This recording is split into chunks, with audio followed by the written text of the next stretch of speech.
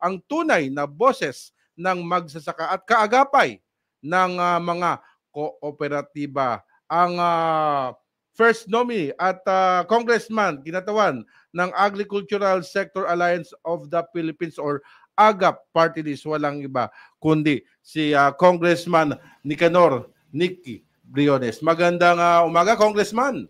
Ay, magandang umaga, Benedict, at magandang umaga sa lahat ng iyong mga taga-subaybay.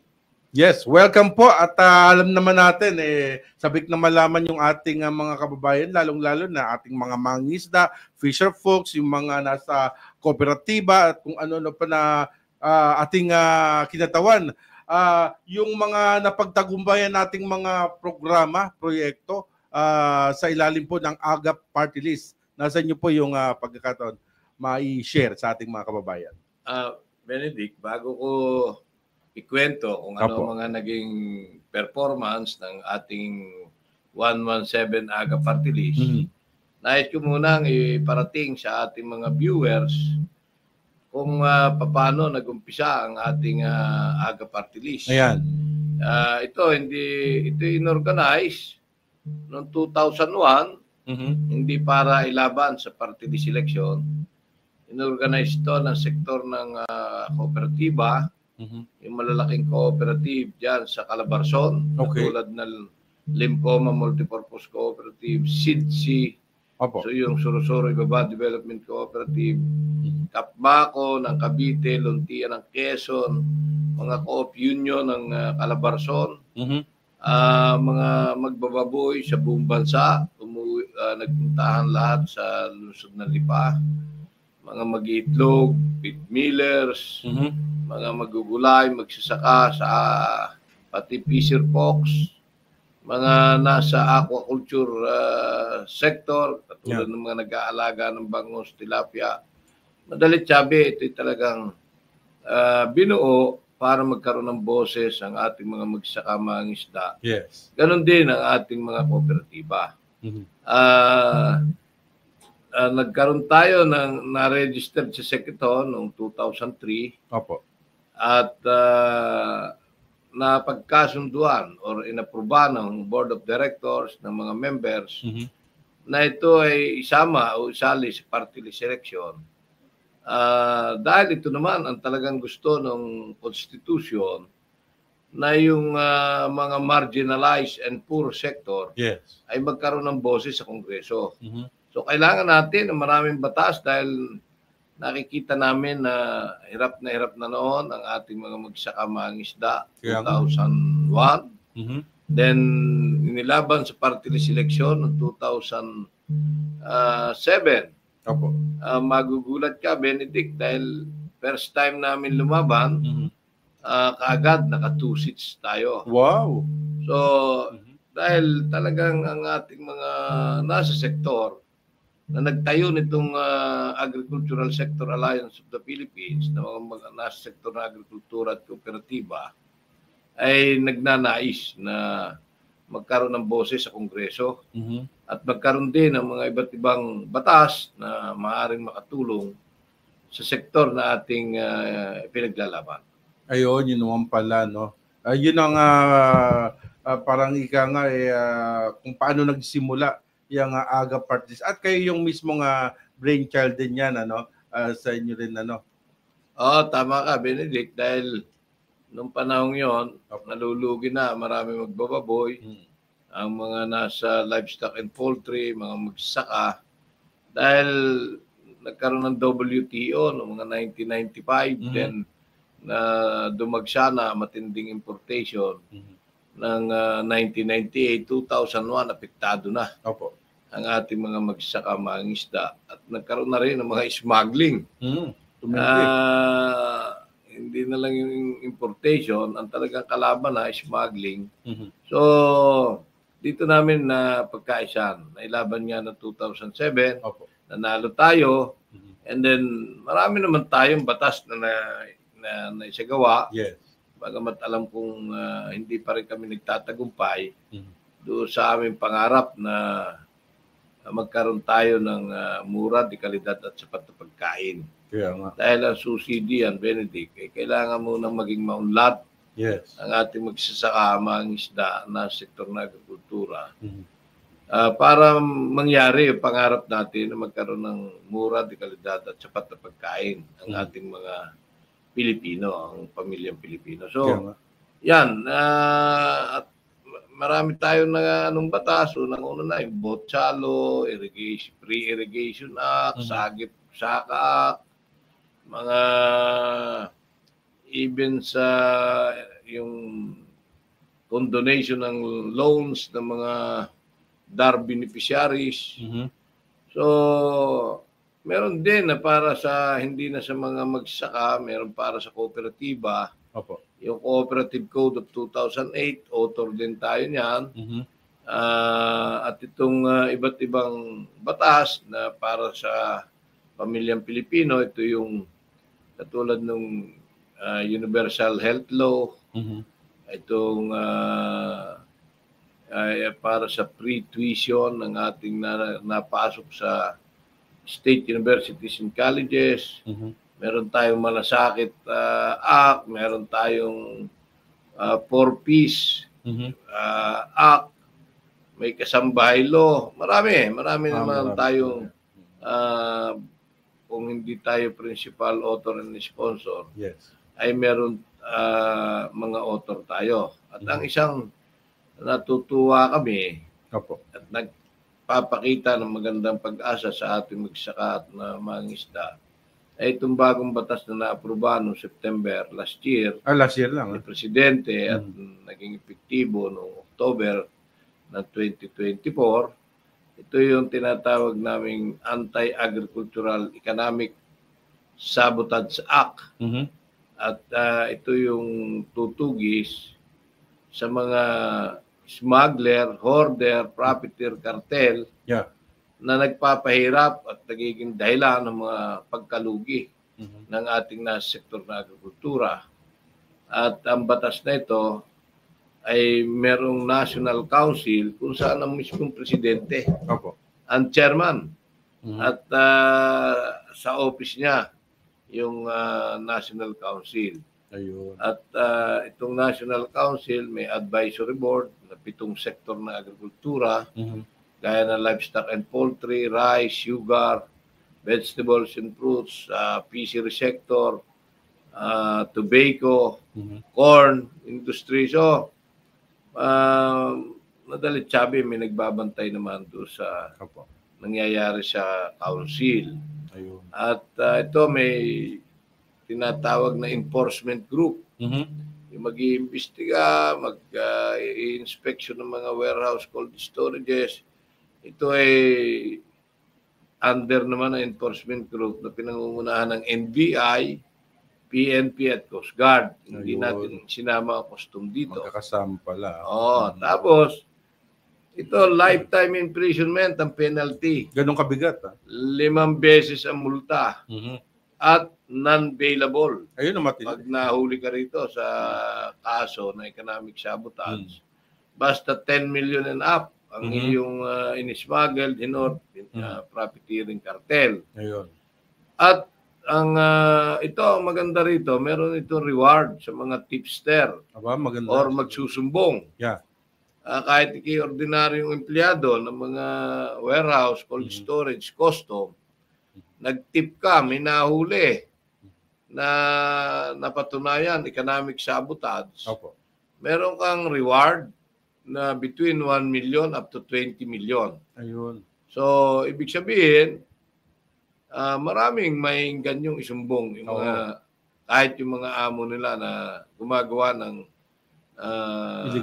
illegal laban sa sektor ng agrikultura. At lahat pwede na mag-file ng kaso, any private citizen, lalo na yung sektor. Dati, ang pwede lang mag-file, custom. At ang pwede mag-imbestiga, custom. Ang pwede rin bantay, custom. Custom pa rin. Kaya, nangyari? Pero ngayon? Walang nakulong, walang napaparusahan. Pero ngayon, hindi na pwede yun. Dahil sa batas na yan. Hindi natin tinayagan na makasama ang custom sa enforcement group. Maging doon sa council, dahil kita naman natin na walang nangyari. Ayun. Dating batas, sinabi natin doon sa hearing, pag sinama natin yan, tumigil na tayo ng paggawa ng batas dahil paasahin lang natin ang sektor ng agrikultura. Wala na namang mangyayari. At hindi naman pumayag at nangyari naman doon sa Kongreso. Sa Senado, hindi pinayagan naman ni Senator Cynthia Villar. Kaya talaga hindi nakapasok ang Customs sa Council maging doon sa enforcement group. Yun yung maganda mga kababayan. Nasisilip din ni Congressman Nicanor Briones yung dapat silipin dyan, di ba? Hindi puro customs lang yung nandiyan no? Wala nga naman nangyayari at buti na lamang at may mga ganyang batas na ipinatutupad. At alam niyo po mga kababayan, nakakatuwa at malaman itong mga panukala na naisabatas, na ipasa. Katulad na lamang sa pamamagitan po ito ng AGA Party List, ang anti-agricultural economic sabotage, yun nga yung binabanggit kanina ni Congressman Nick Briones, ang Philippine Cooperative Code, pati na rin yung Sagip-Saka Act, nandiyan na rin yung Universal Access to Quality Tertiary Education Act, ang Free Irrigation Act, New Agrarian Emancipation Act, Private Security Services in Industry, pati na rin yung kabalikat sa pagtuturo act na yan, ang napakarami. At meron pang mga pala to, iba pang mga sinusulong na panukalang batas si Congressman. Isa-isay natin naman ito, Congressman, yung mga isinusulong ninyo sa Kongreso, itong Livestock, Poultry and Dairy Competitiveness and Enhancement Fund. Ano po ito, Kong? Ito, napakagandang batas ito. Ito'y priority bill in urgent ng ating presidente. Ngayon, pinangalan na ito, i-file ko, Livestock, Poultry, Dairy Competitiveness Enhancement Act. Opo. Ngayon, ang pangalan nito sa final version ng batas sa Kongreso ay Animal Industry Development Enhancement Act. Ibig sabihin, yung lahat ng mga nakukolekta na tariff or taxes sa importation ng mga karning baboy, manok, baka, dairy, at maging sa mais, yan ay ipunin, hindi bababa ng 20 billion, umaabot ng 30 billion every year. Ganun. Ibig sabihin, itong pondo na ito ay ibabalik sa livestock, poultry, dairy, and corn industry. Ayun. Kaya ito isang panibagong pag-asa ng mga magsasaka, lalo na sa livestock and poultry. Dahil yung dati halos walang pondo, kaya pagka tinamaan ng ASF, bird flu, hirap na magbayad ang DA. This time, dahil meron tayong hindi bababa ng 20 billion, itong mga later part ng year ay umabot ng 30 billion. So, ito magagamit para sa development ng livestock and poultry. At kung magkakaroon ng mga sakit na kumakalat, katulad ng ASF, may pambayad tayo ng bird flu. Kung merong kalamidad, pwede rin may pambayad tayo kung tatamaan yung mga alagang hayop. At hindi lang yan, meron tayong pwede makapagpagawa ng mga post-harvest facilities, katulad ng mga cold storage, warehouse, drying facilities. So, lahat ng kailangan ng nasa livestock and poultry. Ganon din, meron itong research, may biosecurity, na makakapaggawa ng pondo. So, maaaring may maibayad na sa insurance company para ma-insure na lahat ng ating nasa livestock and poultry. So, ito ay pasado na sa Kongreso, pasado na rin sa Senado. Talaga? Ibig sabihin, nagbabaykam na kami. Pag natapos yung baykam, pipirmahan ito ng presidente at ito'y magiging ganap na batas na. Ayun, yun naman pala, no? Maganda yan, ano? At talagang napapanahon yung mga ganitong katulad na panukalang batas, ano? At bukod pa dyan, ito naman kung an act providing for the revised Cooperative Code of the Philippines. Ano naman po ito, Kong? Alam mo, Benedict, kailangan nating i-adapt yung batas sa mga panibagong pangangailangan ng ating mga kooperatiba. Napakalakas, malaki na ang ating cooperative sector. We have 12 million strong members. Ganun karami na. At napakalaki na ng natutulungan ito. So, yung dating cooperative code, na isa rin tayo sa auto, Philippine Cooperative Code of 2008, ay totally parang nire-repeal natin at lalabas ng revised cooperative code. Kung saan ang ating highlights ng pagbabago ay yung tungkol sa tax exemption. Gusto natin mapanatili na tax exempt ang ating kooperatiba. Maganda yan. Dahil alam naman natin na ito ay tumutulong sa ating gobyerno sa poverty alleviation. At kung kumikita man ang kooperatiba, yung maliliit na kasapi nito, sila naghahati-hati ng tubo. Ayun. Kaya hindi kailangang i-tax. Ngayon, hindi lang doon sa hindi kailangan, yung dating 10 million na threshold, na pagbabasihan ng kanilang reserve fund, yung inipong kita ng mga kooperatiba. Ngayon, pag inabot ng 10 million, pwede ka nang i-tax. Ayun. Pag umabot na ng basta 10 naipon mong reserve fund galing sa kinikita. Yung 10 million na yan, isinasuggest natin na maging 100 million bago i-tax ang isang kooperatiba. Bagamat ang gusto ng Department of Finance dahil revenue generation na yan, ay up to 50 million lang yung lahat ng co-op except yung mga agricultural na ginagawang 100 million pinapayagan nila yung agricultural cooperative. So, yan. At hindi lang yon, yung General Reserve Fund na hindi mo ginagalaw sa isang account o sa bangko, yan yung regulasyon. Inaalis natin yan at ang gusto natin payagang gamitin ng mga kooperatiba yung pondong naiipon nila sa kanilang kinikita, yung reserve fund, hindi yung mag-i-interest lang ng 1%. Tapos pag gusto mo mag-invest o mag-expand na isang kooperatiba, mangungutang ka, babayad ka ng mga 8% sa loan.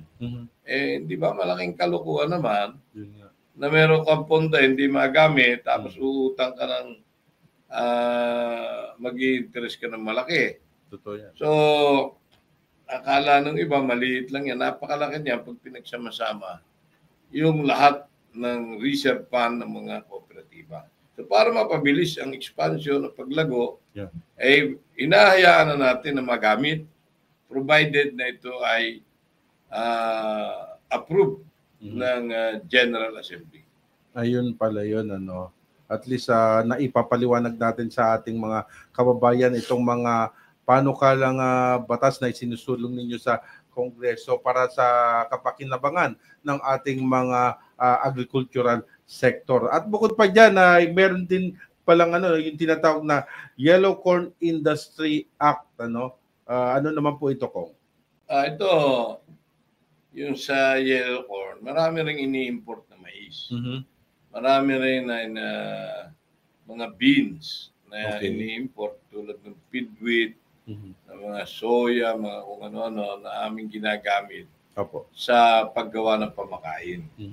So, ang gusto natin mangyari, yung lahat ng taxes or tariff na nakukolekta sa importation ng mais, ng mga wheat, ng mga beans na ginagamit ng mga nasa livestock and poultry, ay ipunin din at ibalik sa mga yellow corn or sa corn sector. Ayun. Magamit nila sa mais. Drying facilities. Para magkaroon ng drying facilities. Tama, tulong, hindi nakabilad sa karsada. Kaya nga Totoo. Tulong para mabigyan sila ng malakas na ani, ng lahat ng pangangailangan sa research, sa R&D. Oo, kasi importante yan. Yes. Kasi pag nagmura ang presyo ng mais, yan ay siguradong makakapagpababa ng magiging production cost o ng pamakain o feeds na siyang pinakakain natin sa ating mga alaga na livestock, mga baboy at poultry, lahat, sa baka, sa lahat. Para may tulong sa yellow corn industry or sa corn industry. Ayun. Pag bumaba ang presyo ng mais, gumanda yield nila, bumaba ang presyo, bababa rin ang cost to produce ng baboy, manok, baka, at lahat ng gumagamit ng corn. Isa magiging epekto niyan, bababa ang ating presyo ng bilihin, lalo na ng karning baboy, manok, baka. Ayan, bababa dahil bababa rin yung production cost ng ating mga alagang hayop. Malaking tulong ito kasi 50% ng kinakain ng ating mga alagang hayop ay yellow corn. Ayun. Sa kasalukuyan po, kumusta po ang sitwasyon naman? Yung binabanggit nyo, may mga drying facilities na po ba sa buong bansa? Ano bang sitwasyon sa ngayon? Meron yung malalaking kumpanya, pero siyempre kung ikaw ay maliit na magtatanim ng mais, you have only 1 to 2 hectares, sigurado hindi mo kaya mag-put up ng isang drying facility. So kailangan magkaroon ng mga association ng farmers o cooperative na siyang magtatayo ng mga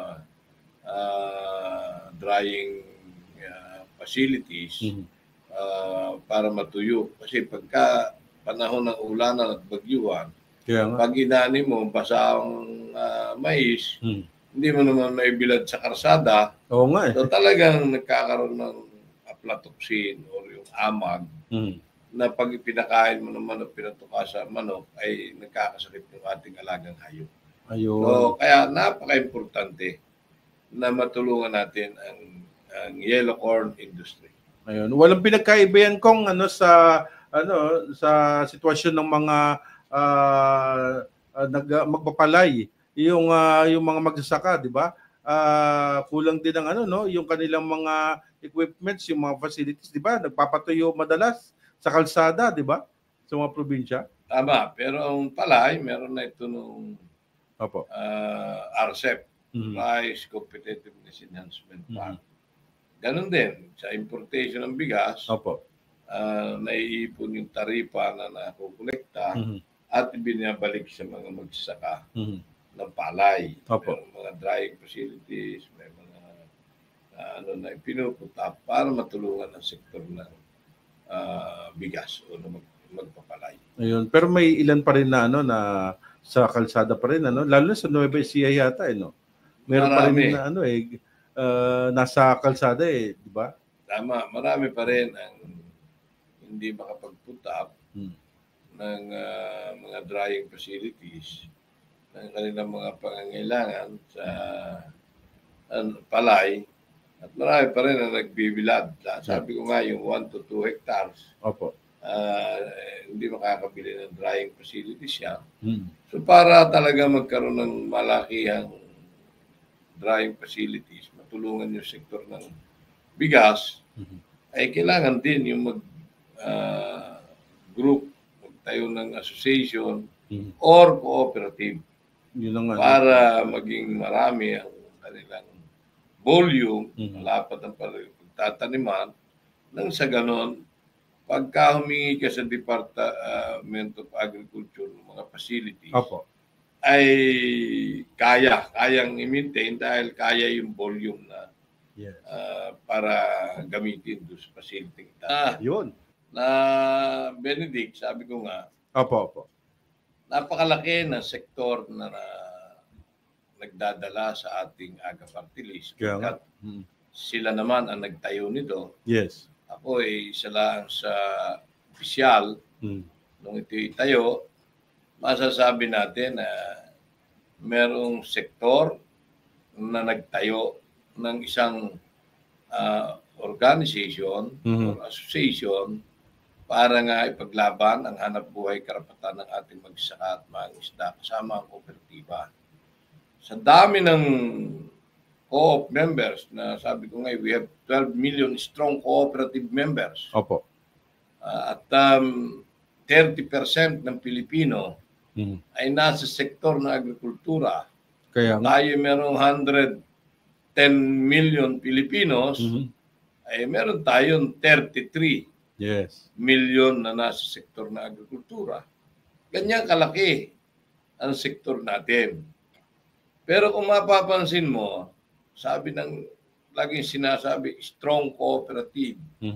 Ay pagdating naman sa pagpapakita ng tunay na pagkakaisa, ng kalakasan, ng boses, hindi natin makita, hindi natin madinig ang boses ng agrikultura at ng kooperatiba.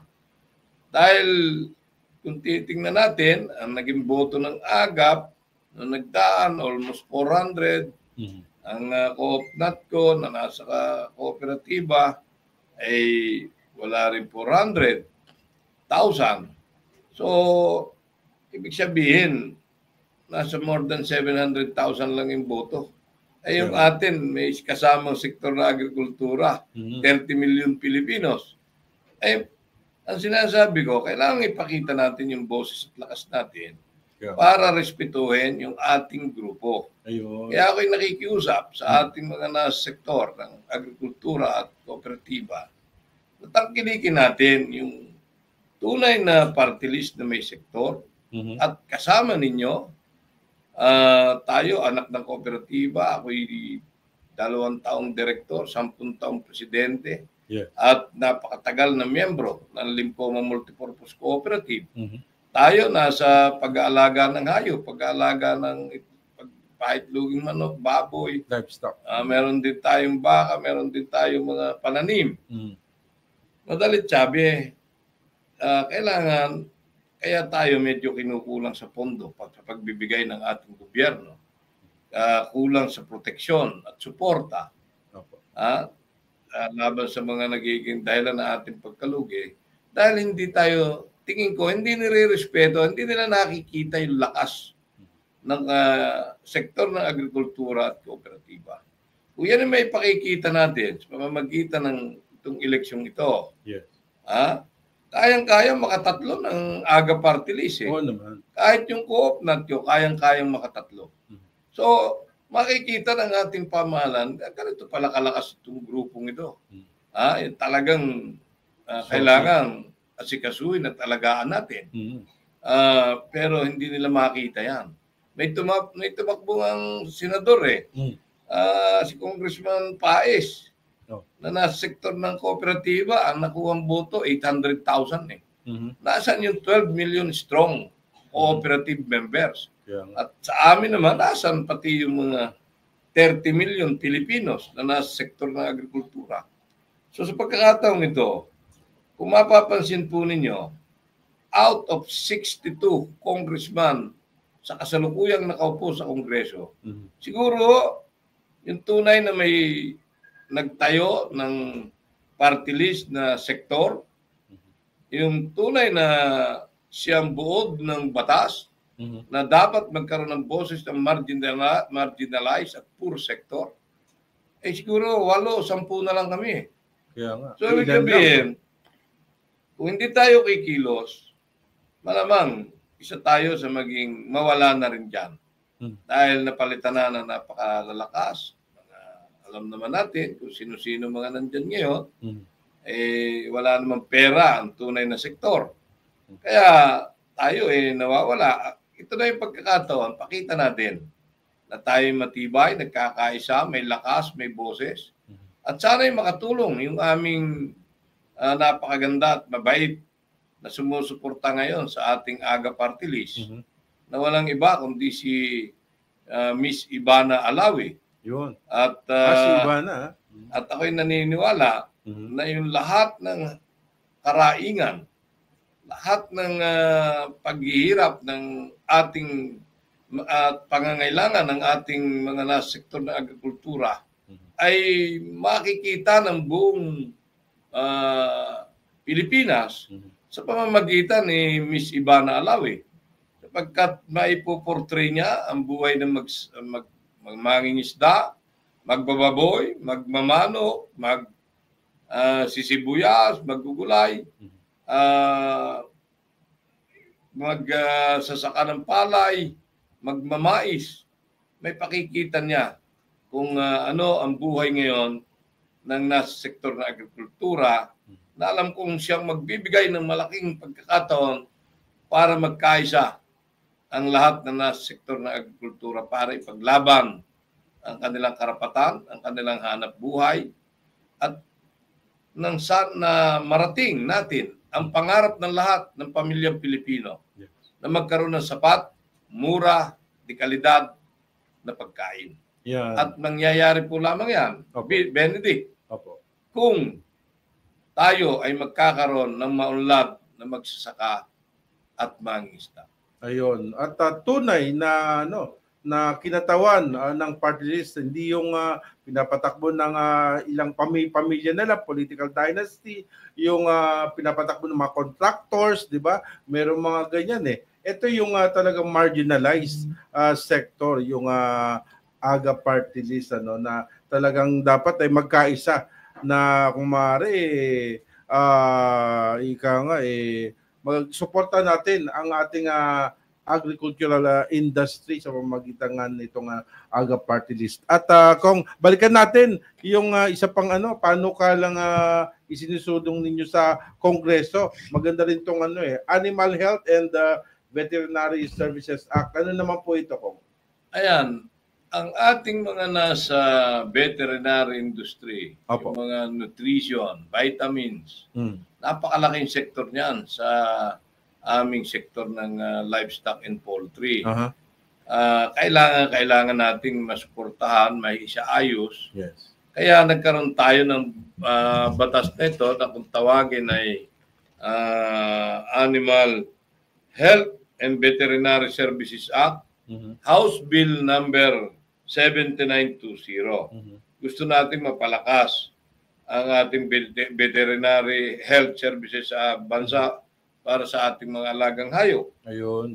Gusto natin magkaroon ng animal food safety, animal disease prevention, at magkaroon ng compensation or eradication fund para sa tatamaan ng iba't ibang sakit na pumapasok dito sa ating bansa, na ang dahilan naman, alam natin, na galing yan sa mga imported na iba't ibang klase ng pagkain. Napapasok tayo ng mga ASF bird flu, papasok tayo ng mga sakit sa halaman, sa lahat. Pero itong Animal Health and Veterinary Services Act, gusto natin na una, ibalik sa BAI yung pag-a-approve ng mga bakuna at lahat ng kailangan na nasa livestock and poultry. Dahil ngayon, napapunta sa FDA, na which is ang expertise naman nila ay para sa DOH, yung mga gamot ng tao, bakuna ng tao, mga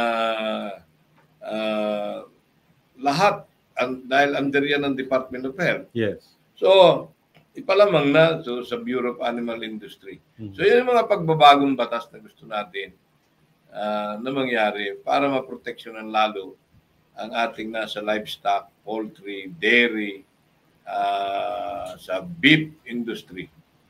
Ayun, napakarami pala, no? At saka dito nga napagtanto natin, marami pa palang mga panukala, mga batas, na isa batas na naipasa. Hindi natin nabanggit itong Anti-Agricultural Smuggling Act, Malasakit Centers Act, yung Pantawid Pamilyang Pilipino Programa, yung 4-Piece Act, pati na rin yung Coconut Farmers and Industry Trust Fund Act, na sa pamamagitan ng AGA Party List ay naging batas ito.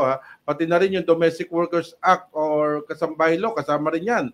Ang Department of Migrant Workers Act at Philippine Salt Industry Act, kasama rin yan. At bukod pa dyan, meron pa palang 60 60 60 na iba pang batas na talaga na mga naisabatas sa pamamagitan ng AGAP party list. Ibang klase talagang dito nagtatrabaho talaga sa Kongreso itong AGAP party list si Congressman Nicanor Briones. At kung sa inyo naman pagbabalik, yan, malaman natin ano yung inyong priority naman, priority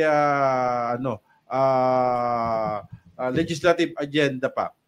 Kaya nga, ang unang-una, yung revised cooperative code para sa ating mga sektor ng kooperatiba.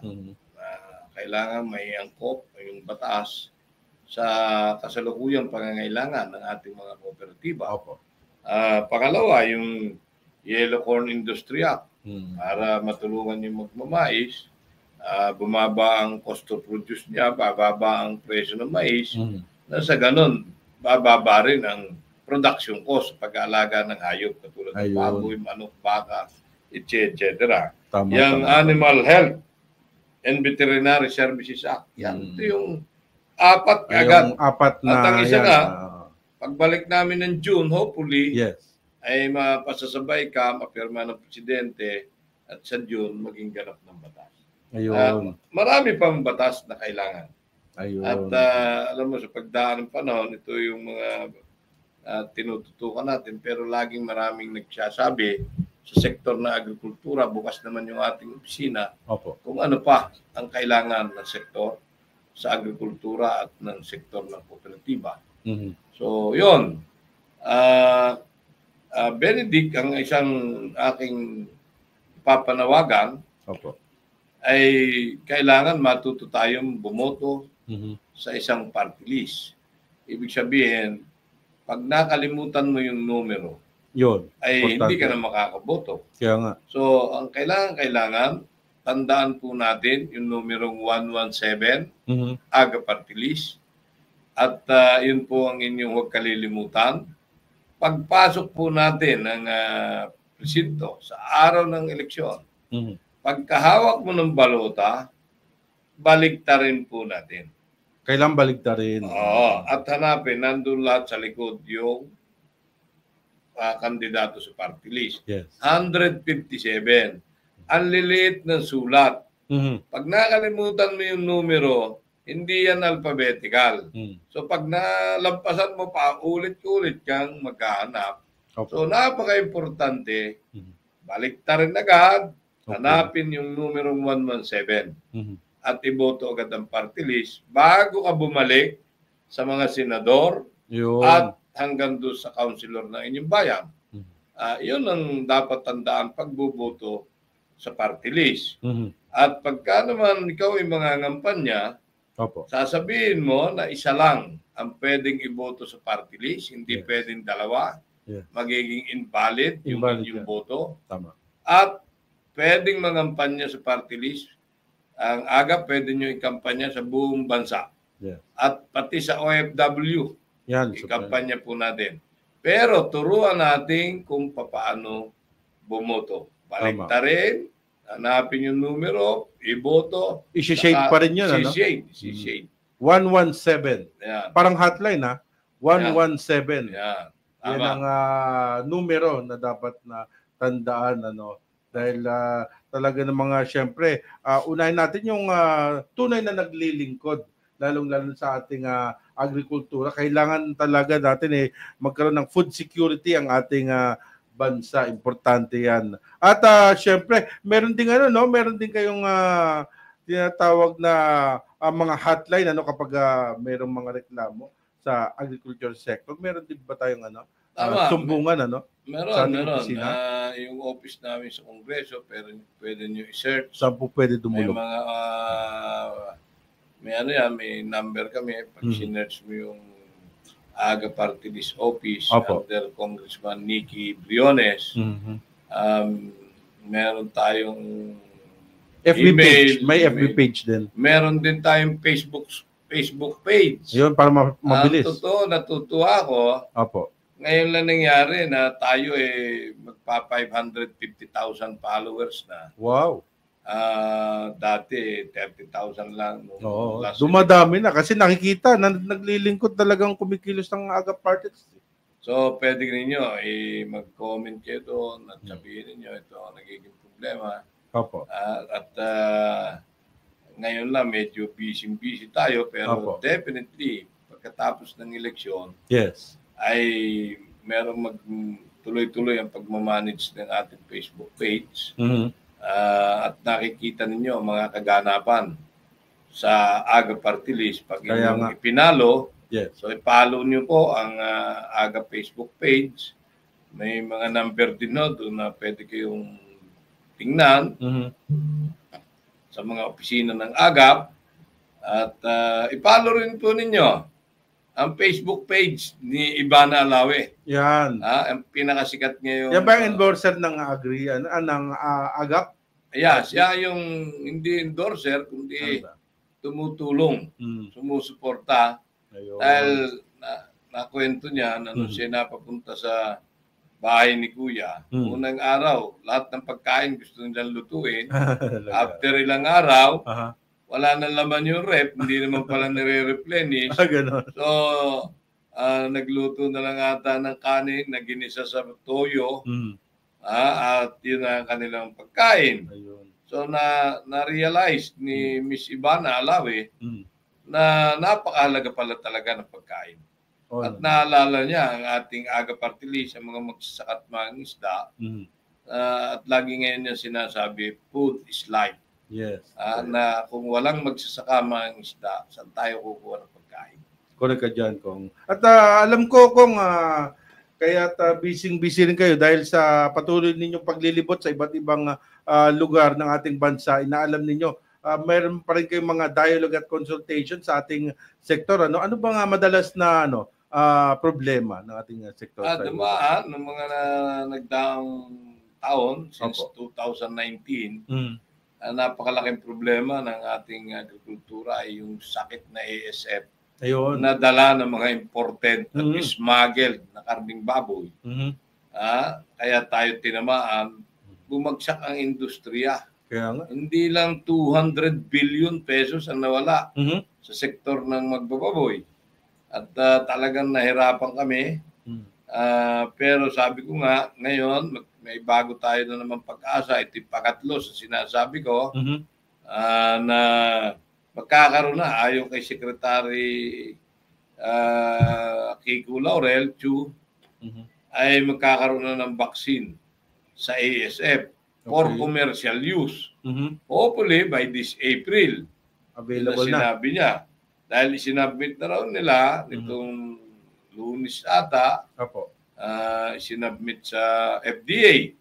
So hopefully mabilis na ma-approve niya ng Food and Drug Administration dahil kailangan mabakunahan ang lahat ng baboy sa buong bansa para kami makarecover, para magkalakas uli ng loob, bumalik ang marami magbababoy na siya ngayong napakalaking issue sa kamahalan ng karning baboy dahil kulang. At hindi gusto ng ating mga kababayan, mga Pilipino, ang imported na baboy. Mas gusto nila yung sariwa dahil malinam na masarap. So, kailangan makarecover ang industriya ng pagbababuyan. At yan yung mga issue, yung pagkakaroon ng MSRP, maximum suggested retail price, ang karning baboy, nakipagkasundo at nakipag-ugnayan tayo kay Secretary para matulungan ang ating pamilyang Pilipino na may baba yung presyo ng karning baboy. At nangyari naman, dati na mabot na kami ng 260 hanggang 300 pesos. Meron na nagbebenta ng farm gate price per kilo. Yung live, 250 up to 300. Yan na naglalaro. Pero nakiusap secretary na kung pwede ibaba sa 230 ang aming maximum farm gate price. So, sumang-ayon naman ang ating industriya. Ako bilang chairman ng Pork Producers Federation of the Philippines. Ngayon, mamumonitor na natin kung sino ang nagsasamantala. Yan ba yung trader, biyahero, o yung retailer? So, or yung sa aming parte, sumang-ayon na talaga kami, 88% ang ang compliance. Sa makikita natin na nakikipagkaisa kami at gusto namin na maibaba, provided na magkaroon naman ng dahil nagkaroon siya ng maximum farm gate price, yung 230 pesos per kilo. Okay. Sa aming live na ibinebentang baboy sa farm. Opo. Pag sinabing farm gate price, yun ang benta rin sa farm ng live na baboy. Yeah. Inihiling namin kay Secretary na maglagay din ng minimum farm gate price. Ayun. Dahil tinigil mo yung pagkita ng ating mga magbababoy kung saan ay makaka-recover. Dahil marami pa hindi nakaka-recover sa ASF. Ay dapat pigilin mo rin na kami ay magkaroon ng matinding kalugihan. So, ang sinasuggest naman namin, 200 pesos ang minimum farm gate price. Dahil ang puhunan namin, nasa 180 pesos na mahigit per kilo. So, tutubo ka lang, wala mga 10%. Ganun lang, ano? Napakaliit. Ay kung tutusin, bago kami makapagbenta ng isang baboy, pag nag-umpisa ka ng piglets, ang igagawin mong inahin, you need 1.5 years bago ka makabenta. Pag nag-umpisa ka naman ng dumalagap, yung gilts, 1 taon. Eh yan namang mga trader saka yung retailer, araw-araw umiikot yung pera nila eh. Kaya kahit natubo sila, hindi lang 10%. Pero mo isang araw, gano'n, umiikot. May kitutubo ng 10%. Abay, napakalaking pera niya. Oo, tama. At problema pa kapag nagkasakit yung mga alagay baboy, no? Lugi talaga. Malulugi. At magkano rin ba kahit nga tumubo ka lang ng 2% eh. Araw-araw naman eh. Kami, 1 taon eh. 365 days kayong iikot, kami minsan lang iikot. Tama. Tama, di ba? Ganun, kahit nga 1% lang, okay na eh. Oo. Tama. Nasa magkano ba ngayon ang halaga ng per kilo ng baboy sa mga palengke ngayon? Nasa magkano pumapatak? Dapat doon sa yung pagkakaroon ng maximum suggested retail price. Opo. Ang laman at kasim 350 pesos. Dapat at yung itong liempo 380 pesos per kilo. Ayun. Yan dapat ang masunod sa mga palengke. Alright. At naku, maraming salamat Congressman Nicanor Briones ng AGA Parties. Any final message para sa ating mga kababayan sa ating sektor ng agrikultura? Salamat, Benedict. Sana suportahan, ipaglaban ang ating hanap buhay, ang pagkakaroon ng sapat na pagkain. Paglaban ang ating mga magsaka, mangingisda para patuloy na magkaroon tayo ng pagkain ng pamilyang Pilipino. Yan po, 117 AGA Party List. Salamat po.